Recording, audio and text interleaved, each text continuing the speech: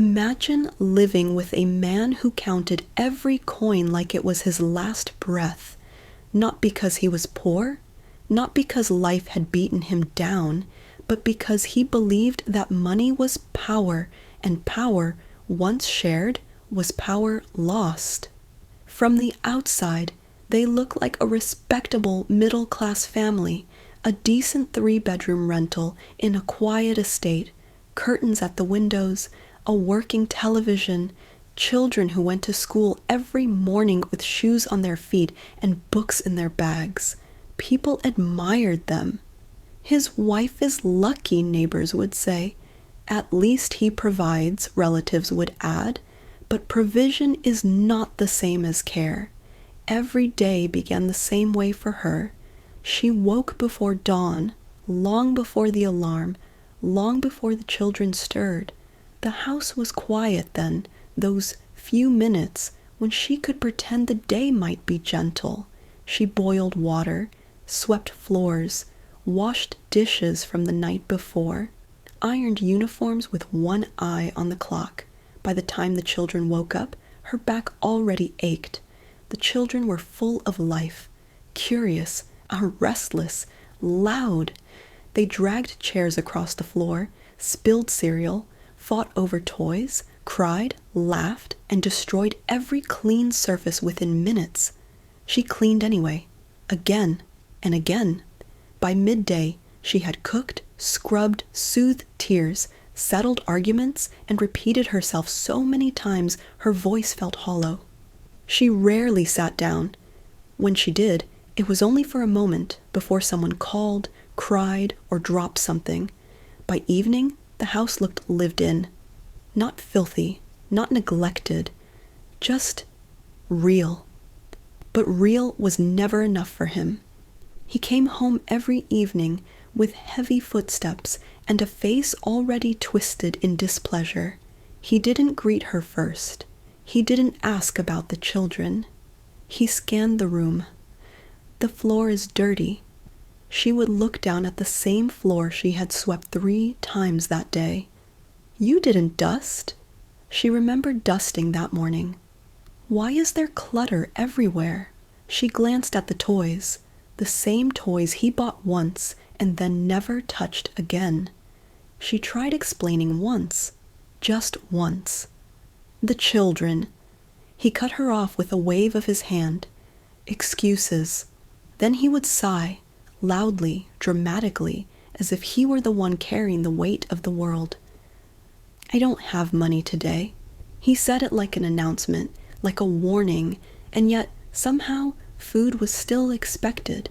A hot meal, on time, no matter what. Some evenings, she stared at the empty kitchen shelves with fear tightening in her chest. No flour, no cooking oil, no vegetables, no milk. The children would ask softly, "Mama, what are we eating?" She would smile and tell them to wait. Sometimes she sent them to play just so they wouldn't see her panic. That was when she began to steal. Not at first, not immediately. At first she begged, "Can you leave some money for food?" He would frown. "You don't know how to manage money." But the children, "Didn't I feed you yesterday?" Eventually, hunger forced her hand. A note from his trouser pocket while he showered. Coins from the drawer he thought she didn't know about. Always small amounts. Always enough for food and nothing more. Every time she did it, her hands shook. Every time. Shame burned her chest. But watching your children sleep hungry burns worse. He noticed. He always noticed. Money is missing. He said it casually at first, like a test. She said nothing. Then his tone sharpened. "You're stealing from me." She stood frozen, holding a cooking spoon. "You don't respect me." Silence. "You think money grows on trees?" Still silence. He never asked why. Never asked what the money was for. He only cared that control had slipped. Her exhaustion grew heavy and constant. Her body felt old. Her spirit dull. Her laughter disappeared. She forgot what joy felt like. At night, She lay awake beside him, staring at the ceiling, listening to his breathing, wondering how she had become so alone while sharing a bed. She remembered the woman she once was, the woman who dreamed, the woman who laughed loudly, the woman who believed marriage meant partnership. Now she felt like a shadow. One afternoon, the breaking point arrived quietly. The children had finally fallen asleep after hours of chaos. The house was momentarily still. She sat on the edge of the bed and felt tears slide down her face, not loudly, not dramatically, but deeply. Something inside her whispered, "You cannot do this forever." That was the day she decided to leave. She told no one, not her friends, not her family, not even herself, out loud. She planned silently. She saved coins secretly, folded clothes carefully and returned them to the cupboard, knowing she would take them later. She memorized bus routes, calculated distances, thought of places she could go. She watched him more closely, not with fear, with clarity.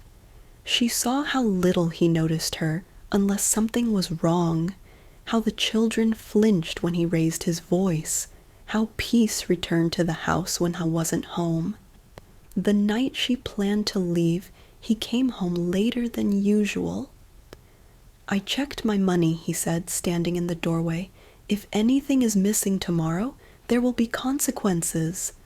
She looked at him, really looked at him, and for the first time she felt nothing. Later, when the house was quiet and the children slept, she stood in the living room with a small bag at her feet. Inside it were clothes, documents, the little money she had saved. Hope and fear tangled together. Her heart pounded so loudly she thought it might wake the children. She reached for the door, and just as her fingers touched the handle, a voice behind her said, "Where do you think you're going?" She froze. Slowly she turned around. He stood there in the dim light, eyes sharp, unreadable, and in that moment, with the door inches away, she realized that leaving was only the beginning, and staying might cost her everything. The house was silent, but the story was far from over.